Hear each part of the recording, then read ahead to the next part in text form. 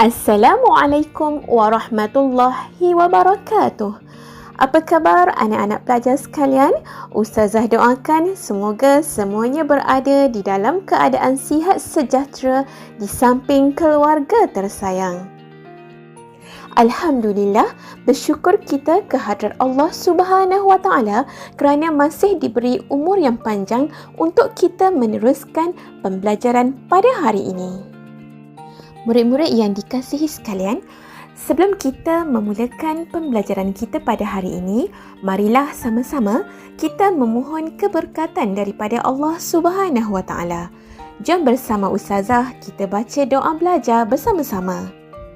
Bismillahirrahmanirrahim.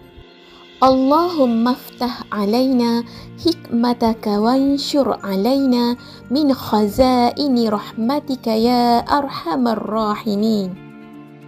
Wahai Tuhan kami, bukakanlah ke atas kami hikmahmu dan bentangkan ke atas kami gedung rahmatmu, wahai Tuhan yang maha pengasih. Hari ini kita akan belajar mata pelajaran Pendidikan Islam tahun 5. Bidang Sirah. Tajuk yang akan Ustazah mengajar pada hari ini ialah sambungan daripada tajuk Nabi Muhammad, Pemimpin Agung Siri yang kedua. Murid-murid semua bolehlah merujuk buku teks Pendidikan Islam tahun 5, muka surat 154, 155 dan 156. Baiklah murid-murid, sebelum kita meneruskan pembelajaran kita pada hari ini, seperti biasa, mari kita lihat objektif pembelajaran terlebih dahulu. Objektif yang pertama, murid dapat menjelaskan ciri-ciri kepimpinan Nabi Muhammad sallallahu alaihi wasallam sebagai pemimpin unggul dengan betul.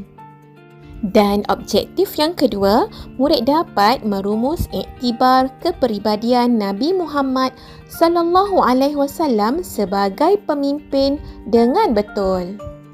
Baiklah, murid-murid yang Ustazah sayangi sekalian, jom bersama Ustazah kita lihat ciri-ciri kepimpinan Nabi Muhammad sallallahu alaihi wasallam sebagai pemimpin unggul. Kaum musyrikin Makkah dan golongan Yahudi telah berpakat untuk menyerang Nabi Muhammad sallallahu alaihi wasallam dan kaum muslimin di Madinah. Segala persiapan dilakukan dengan rapinya agar peperangan kali ini dapat mengalahkan Nabi Muhammad sallallahu alaihi wasallam dan menghentikan dakwah baginda. Kaum musyrikin Makkah dan golongan Yahudi telah berpakat untuk menyerang Nabi Muhammad sallallahu alaihi wasallam dan kaum muslimin di Madinah. Segala persiapan dilakukan dengan rapinya agar peperangan kali ini dapat mengalahkan Nabi Muhammad sallallahu alaihi wasallam dan menghentikan dakwah baginda. Berita ini telah sampai kepada Nabi Muhammad sallallahu alaihi wasallam yang sentiasa bersedia dan berwaspada terhadap pergerakan musuh Islam.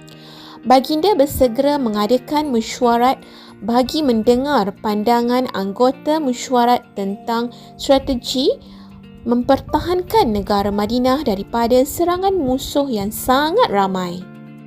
Sahabat Nabi Muhammad sallallahu alaihi wasallam yang bernama Sulaiman Al-Farisi mencadangkan agar dibina parit yang dalam dan besar di sekeliling kota Madinah. Baginda menerima cadangan yang terbaik, lalu proses penggalian parit dimulakan.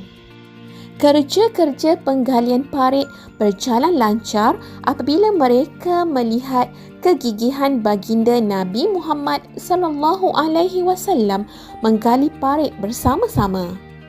Apabila musuh sampai di sempadan Madinah, mereka gagal memasuki Madinah dan tidak dapat menyerang kerana terhalang dengan parit yang sangat dalam dan besar. Mereka mengambil keputusan mengepung kaum muslimin. Keadaan menjadi tegang apabila kaum Yahudi Bani Quraizah mengkhianati perjanjian dengan Nabi Muhammad SAW dan berpihak kepada musuh. Nabi Muhammad SAW menghadapi situasi ini secara tenang dan bijaksana. Baginda bermunajat memohon pertolongan Allah Subhanahu Wa Taala dan merancang strategi menghadapi serangan musuh.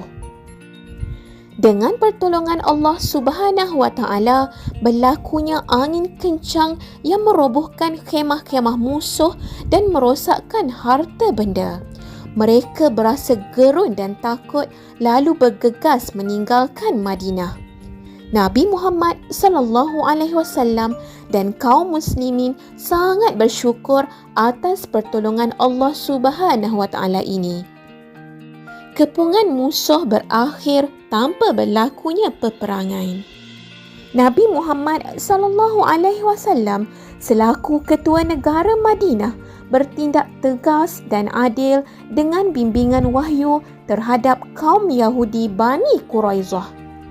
Mereka dikenakan hukuman setimpal atas jenayah pengkhianatan yang dilakukan oleh mereka.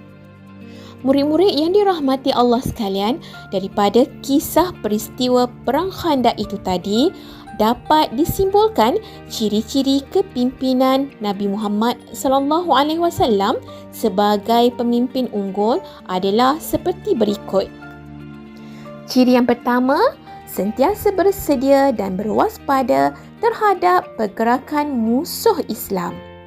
Ciri yang kedua, mengadakan mesyuarat bagi mendengar pandangan anggota mesyuarat. Ciri yang ketiga pula, menerima cadangan yang terbaik. Ciri yang keempat, kegigihan baginda Nabi Muhammad SAW menggali parit bersama-sama.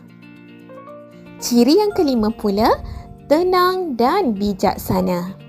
Manakala ciri yang keenam, bermunajat memohon pertolongan Allah Subhanahu Wa Taala dan merancang strategi menghadapi serangan musuh. Ciri yang ketujuh, bersyukur atas pertolongan Allah Subhanahu Wa Taala, dan ciri yang ke-8, bertindak tegas dan adil dengan bimbingan wahyu. Baiklah murid-murid, Ustazah harap murid-murid telah faham dan jelas ya berkaitan dengan ciri-ciri kepimpinan Nabi Muhammad SAW sebagai pemimpin unggul yang terdapat di dalam teks itu tadi. Baiklah murid-murid sekalian, mari kita lihat iktibar kepribadian Nabi Muhammad SAW sebagai pemimpin. Yang pertama, sebagai seorang pemimpin, mestilah mentaati perintah Allah Subhanahu Wa Taala dan meninggalkan larangannya. Yang kedua, seorang pemimpin mestilah menjaga kebajikan orang yang dipimpin dan tidak mengambil kesempatan ke atas mereka. Yang ketiga, seorang pemimpin mestilah menjalinkan hubungan baik dengan bukan Muslim. Yang keempat pula, seorang pemimpin mestilah berbincang dan merancang bersama-sama anggota mesyuarat untuk mendapatkan keputusan terbaik. Yang kelima, sebagai seorang pemimpin mestilah tenang, tabah dan sabar menghadapi dugaan dan cabaran. Yang keenam, sebagai seorang pemimpin, mestilah tegas dan adil dalam menyelesaikan sesuatu masalah. Yang ketujuh, seorang pemimpin mestilah tidak berputus asa dan banyak bermunajat memohon pertolongan Allah Subhanahu Wa Taala. Dan yang ke-8 iaitu yang terakhir, seorang pemimpin mestilah memiliki akhlak terpuji yang boleh dicontohi oleh orang lain yang dipimpin. Murid-murid yang disayangi sekalian, sebagai rumusannya, Nabi Muhammad SAW merupakan seorang nabi dan pemimpin agung yang mesti kita contohi dari sudut ibadat, akhlak dan kepimpinan. Alhamdulillah, Selesailah sudah pembelajaran kita pada hari ini ya murid-murid untuk tajuk Nabi Muhammad sallallahu alaihi wasallam, pemimpin agung siri yang kedua.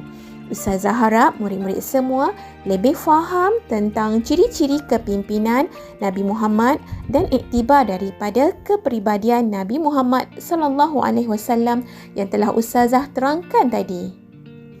Semoga perkongsian ustazah ini memberi manfaat kepada anda semua. Terima kasih kerana sudi menonton video ustazah ini. Seperti biasa, jangan lupa tahu di bahagian description video ustazah ini, ustazah ada sediakan soalan kuis berbentuk Google Form. Murid-murid bolehlah menjawabnya nanti sebagai latihan pengukuhan. Kita jumpa lagi pada video yang akan datang. Bye. Assalamualaikum warahmatullahi wabarakatuh.